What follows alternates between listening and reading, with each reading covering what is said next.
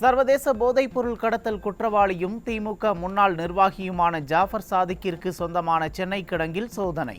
கூட்டாளி சதாவிடம் நடத்திய விசாரணையை தொடர்ந்து பெருங்குடியில் உள்ள கிடங்கில் என்சிபி அதிகாரிகள் அதிரடி ரெய்டு.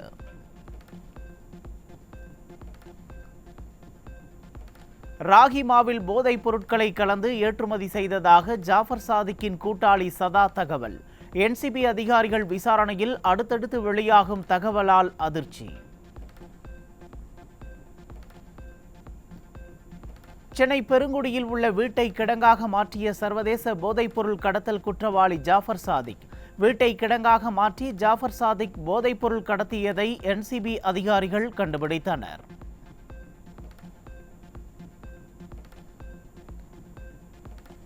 ஜாஃபர் சாதிக் கிடங்கில் என்சிபி அதிகாரிகள் சல்லடை போட்டு சோதனை. 3 மணி நேர சோதனைக்கு பிறகு பை நிறைய ஆவணங்களை அள்ளிச் சென்றனர்.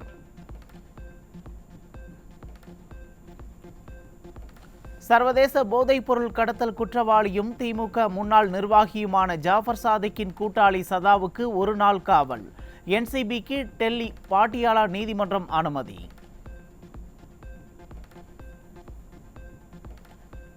ஜாஃபர் சாதிக்குடன் முதல்வர் குடும்பத்தினர் புகைப்படம் எடுத்தது குறித்து விளக்கம் கேட்டதற்கு அவதூறு வழக்கு தொடர்வதா? முன்னாள் அமைச்சர் ஜெயக்குமார் கேள்வி. ஜாஃபர் சாதிக்குடன் தொடர்பில் இருப்பது குறித்து உதயநிதி ஸ்டாலின் சிஎம் ஒரு விளக்கம் கொடுக்கணும் அப்படின்னு எதிர்க்கட்சி தலைவர் தொடர்ந்து சொல்லிட்டே வராங்க. ஆமா, எப்படி பாக்குறீங்க? அதுதான் சொல்றேன். அதாவது ஒரு விளக்கம் மடியில் கிணறுலன்னா தாராளமாக விளக்கம் கொடுத்துருவாங்க. மடியில் கிணறு இருக்கும்போது எப்படி விளக்கம் கொடுக்க முடியும்? அதனால் இந்த விளக்கெண்ணெய்களுக்கு விளக்கம் கொடுக்க முடியல. சர்வதேச போதைப்பொருள் கடத்தல் குற்றவாளி ஜாஃபர் சாதிக்குடன் தொடர்பில் இருந்தவர்களை கைது செய்யும் நாள் விரைவில் வரும். முன்னாள் அமைச்சர் ஜெயக்குமார் திட்டவட்டம். எதுக்கு பதறணும்? திரு ரகுபதியுடைய பேட்டியை பார்த்தா, அமைச்சருடைய பேட்டியை பார்த்தா ஒரு பதற்றத்தினுடைய வெளிப்பாடாகத்தான் அவர் கத்துறாரு. ஆனால் உண்மை நிலவரம் நீங்கள் அந்த காட்சியை பார்த்துருப்பீங்க. என்சிபியில் அந்த ஜாஃபர் சாதிக்கை என்ன போட்டாங்க?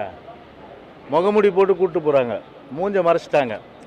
அந்த மாதிரி தமிழ்நாட்டிலேருந்து முகமுடி போட்டு மூஞ்ச மறைச்சி கூப்பிட்ற அந்த காட்சிலாம் விரைவில் உங்களுக்கெல்லாம் வரும்.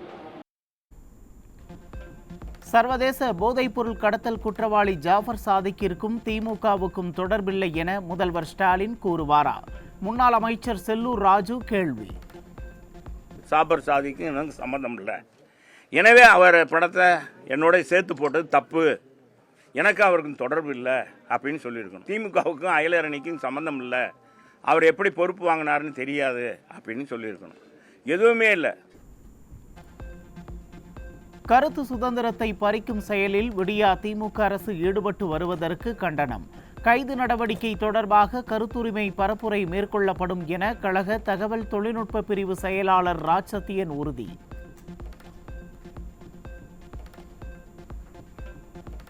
சென்னையில் 10 இடங்களில் அமலாக்கத்துறை அதிகாரிகள் அதிரடி சோதனை. தீநகர், திருவான்மியூர், மயிலாப்பூர் உள்ளிட்ட இடங்களில் ரெய்டு.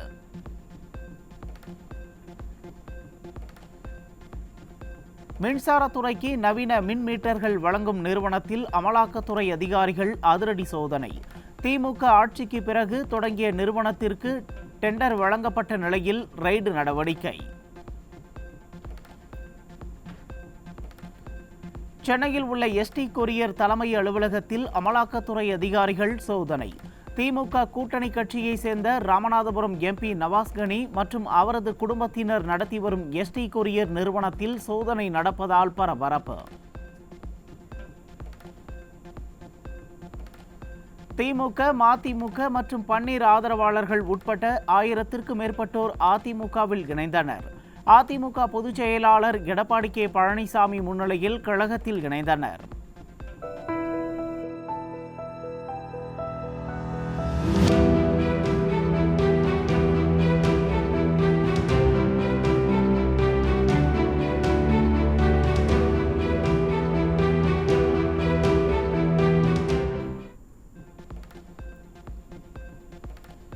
நிர்வாக திறனற்ற விடியா திமுக ஆட்சியில் உயர்கல்வித்துறையின் அலட்சியத்தால் தலைமை இல்லாமல் தள்ளாடும் பல்கலைக்கழகங்கள்.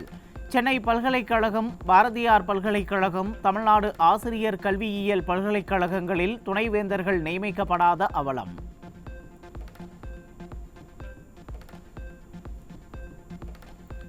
கடுமையான நிதி நெருக்கடியில் சிக்கி தவிக்கும் 3 பல்கலைக்கழகங்கள். விடியா திமுக ஆட்சியில் உயர்கல்வியில் தடுமாறுகிறதா தமிழகம் என மக்கள் கேள்வி.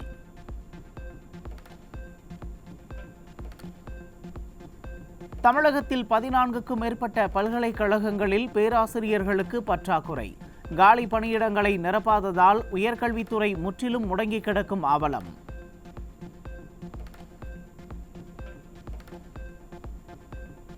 கடலூர் மாவட்டத்தில் திமுக கரைவேட்டி கட்டிய நபர் கையில் வீச்சரிவாளுடன் அரசு பேருந்தை வழிமறித்து தாக்குதல். வீச்சரிவாளால் அரசு பேருந்து கண்ணாடியை அடித்து நொறுக்கியதால் உயிர் பயத்தில் உறைந்து போன பயணிகள்.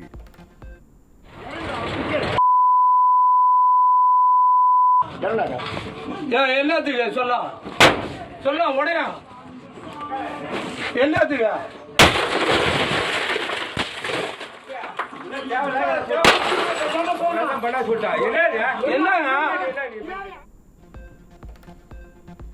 அரசு பேருந்து ஓட்டுநர் பயணிகளுக்கு உயிர் பயம் காட்டிய திமுக உடன்பிறப்பு. கையில் வீச்சரிவாளுடன் நடு ரோட்டில் அராஜகம் செய்வதுதான் திராவிட மாடலா என பொதுமக்கள் கேள்வி.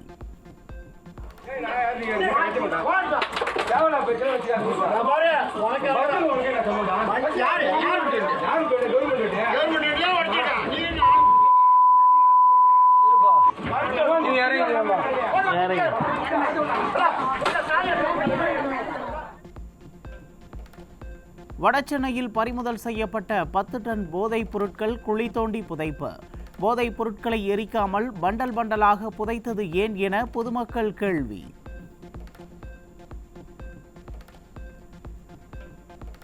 தஞ்சை அருகே வேன் மற்றும் குடோனில் இருந்து 405 கிலோ குட்கா பொருட்கள் பறிமுதல் செய்யப்பட்ட நிலையில் 2 கைது.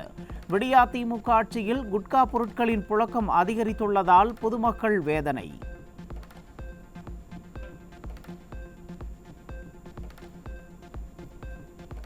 சேலம் அருகே காரில் கடத்தி வரப்பட்ட 500 கிலோ புகையிலை பொருட்கள் பறிமுதல். ஒருவர் கைது செய்யப்பட்ட நிலையில் மேலும் ஒருவருக்கு வலைவீச்சு.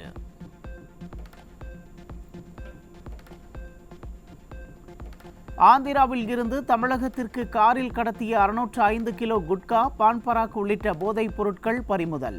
விடியா ஆட்சியில் அதிகரிக்கும் போதைப் பொருள் கடத்தலால் கேள்விக்குறியாகும் இளைஞர்களின் எதிர்காலம். சேலம் மாவட்டம் பாலாம்பட்டியில் கோவில் விஷயத்தில் தலையிடும் பொதுமக்கள் மீது தாக்குதல் நடத்துமாறு திமுக நிர்வாகியின் கணவர் பேசிய ஆடியோவால் பரபரப்பு. திமுக ஒன்றிய செயலாளரின் காரை சிறைபிடித்து மக்கள் போராட்டம். தள்ளுமுள்ளு ஏற்பட்டதால் பதற்றம்.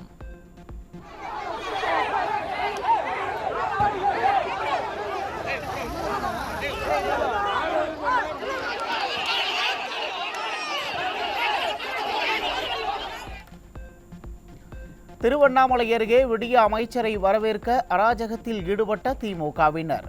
நீதிமன்ற அறிவுறுத்தலை காற்றில் பறக்கவிட்டு சாலையின் இருபுறங்களிலும் திமுக கொடி கம்பங்களை நட்டதால் அச்சத்துடன் பயணித்த வாகன ஓட்டிகள்.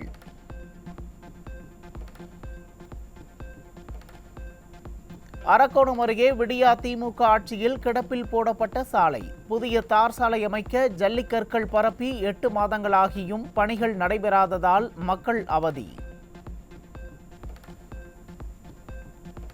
நெல்லை மாநகராட்சியில் 18வது வார்டில் வீட்டுமனை பட்டா கேட்டு மக்கள் தர்ணா போராட்டம். வீடுகளில் கருப்பு கொடி ஏற்றி போராட்டம் நடத்தியதால் பரபரப்பு. தமிழ்நாட்டில் 11 இடங்களில் இன்று சதமடித்த வெயில். அதிகபட்சமாக ஈரோட்டில் 104 டிகிரி ஃபாரன்ஹீட் வெயில் பதிவானதால் மக்கள் அவதி.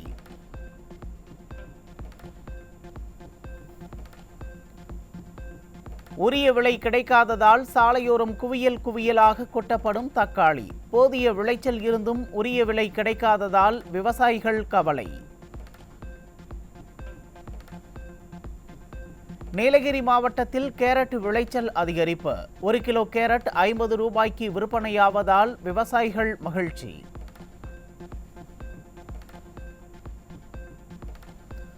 புதிய தேர்தல் ஆணையர்களாக கேரளாவைச் சேர்ந்த ஞானேஷ்குமார், பஞ்சாபை சேர்ந்த சுக்பீர் சிங் சாந்து நியமனம். குடியரசுத் தலைவர் திரௌபதி முர்மு உத்தரவு.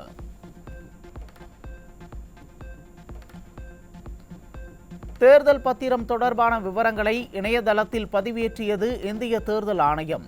உச்சநீதிமன்ற உத்தரவை அடுத்து SBI வங்கி வழங்கிய தேர்தல் பத்திரங்களின் விவரங்கள் வெளியீடு.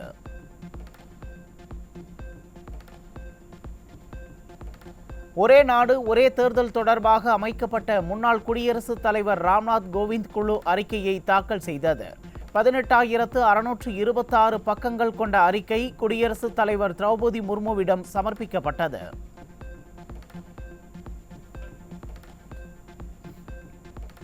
ஒரே நேரத்தில் மக்களவை மற்றும் சட்டப்பேரவை தேர்தல்களை நடத்துவது சாத்தியமே. முன்னாள் குடியரசுத் தலைவர் ராம்நாத் கோவிந்த் குழு அறிக்கை.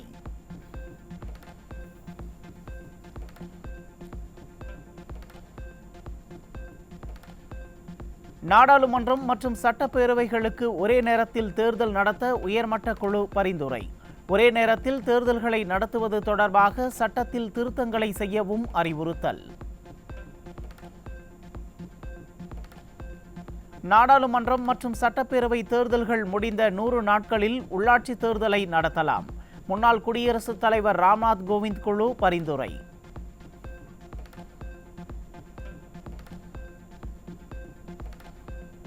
ஆபாச காட்சிகளை தொடர்ந்து ஒளிபரப்பி வந்ததாக 18 OTT தளங்கள் 19 இணையதளங்களை முடக்கியது மத்திய அரசு. ஆபாச காட்சிகளை ஒளிபரப்பிய 10 செயலிகள் மற்றும் 57 சமூக வலைதள பக்கங்களும் முடக்கம்.